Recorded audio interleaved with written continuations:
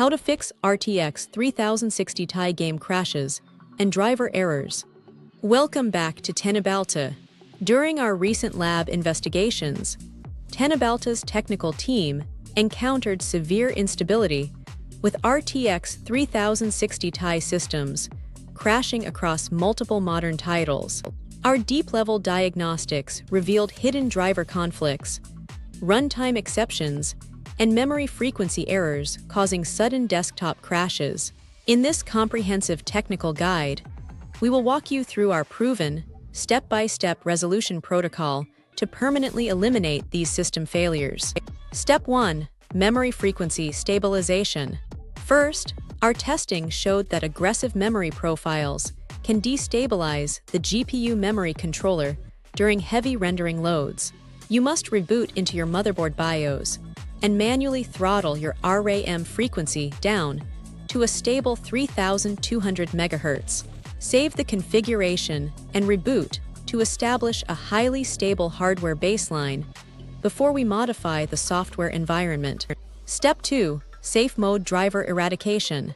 Teknobalta's analysis revealed that standard driver updates often leave corrupted registry keys behind that trigger, rendering timeouts.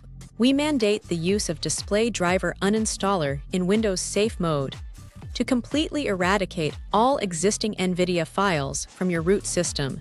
This specific protocol ensures a perfectly sterile software environment for the incoming display driver installation. Step 3. Legacy Driver Rollback Protocol. During our investigation, we discovered that the absolute newest driver branches are frequently the root cause of these specific hardware crashes. Instead of reinstalling the latest version, download a legacy graphics driver package from 3 or 4 iterations prior. Installing this older architecture allows your system to entirely bypass the current generation driver bugs. Step 4. Launch sequence modification. For proprietary launchers handling titles like Assassin's Creed Valhalla, we identified a critical race condition during the software initialization phase. You must execute the game executable directly first, and only allow the secondary client to launch afterward. This specific sequence successfully bypasses the launcher's aggressive memory hooking that triggers the silent crash. Step 5. OS integrity verification. We then verified the integrity of the core operating system using the built-in system file checker command. Open an elevated command prompt and execute the sfc scannow command to force Windows to verify its root directory. This repairs foundational operating system files that might be failing to communicate properly with the graphics API. Step 6. Privilege escalation override. Our technical team also tested privilege escalation to bypass localized permission restrictions placed on the game executables. Navigate to your game's root folder, right-click the main application, and force both administrator privileges and Windows compatibility mode. This legacy fallback framework can instantly resolve silent desktop crashes caused by restricted memory access. Step 7. Memory execution exceptions. We investigated the Windows Data Execution Prevention module, which sometimes falsely flags game engines as malicious code and terminates them. Attempting to add the game executable to the DEP exception list is a standard diagnostic protocol to unblock these restrictions. While 64-bit executables may resist this modification, it remains a crucial step to rule out memory execution blocks. Step 8. Overlay injection removal. Teknobalta confirmed that background overlay software frequently injects highly unstable code into the active rendering pipeline. Open your Nvidia GeForce Experience application and completely disable all in-game overlay features. Removing this background capture service significantly reduces the load on the graphics processing unit and prevents application hooking conflicts. Step 9. Application architecture analysis. When standard software fixes failed to resolve the silent crashes, our lab escalated to using Dependency Walker to analyze the core application architecture. We carefully compared the library load sequence of a functional system against the crashing machine to hunt for anomalies. While this specific tool requires patience, it is vital for mapping broken dynamic link library chains. Step 10. Memory dump generation. To capture the exact microsecond of failure, we deployed the proc dump command line utility to generate a physical memory dump. Because the failing games crashed without generating standard error messages, we utilized advanced parameter triggers to capture the event forcefully. We eventually transitioned to more granular loggers due to the massive dump file sizes generated during gameplay. Step 11. Real-time telemetry logging. The breakthrough in Teknobalta's diagnostic process came when we deployed Process Monitor to track real-time file system and registry activity. We initialized this advanced diagnostic tool to capture every single background thread executing during the game's launch sequence. This generated a massive telemetry log containing thousands of distinct system events for us to analyze. Step 12. Advanced thread filtering. To isolate the critical crash data, we engineered specific inclusion filters within the Process Monitor interface. We configured the architecture to only display thread activities directly related to the game's launcher and main rendering executables.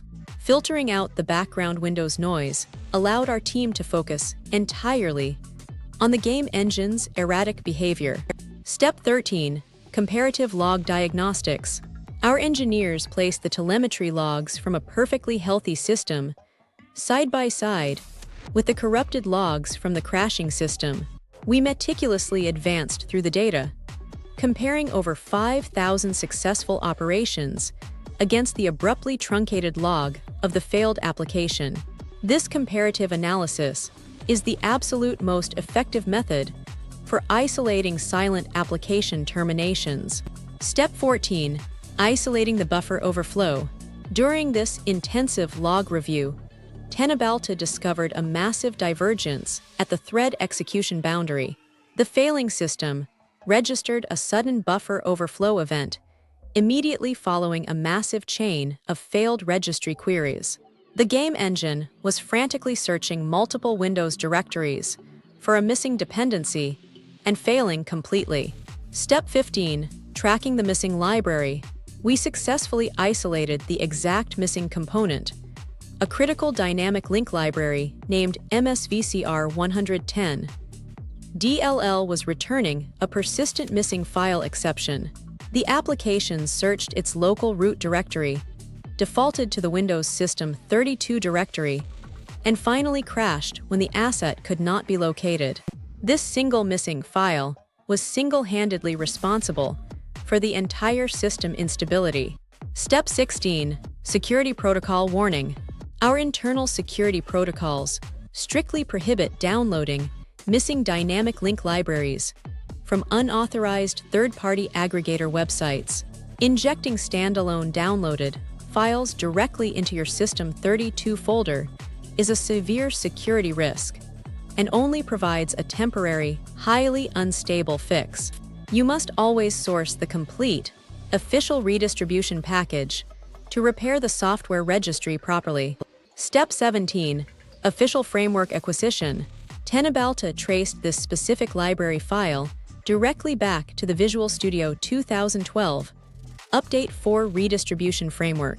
We navigated straight to the official Microsoft Download Center to secure the authentic, untampered installation media.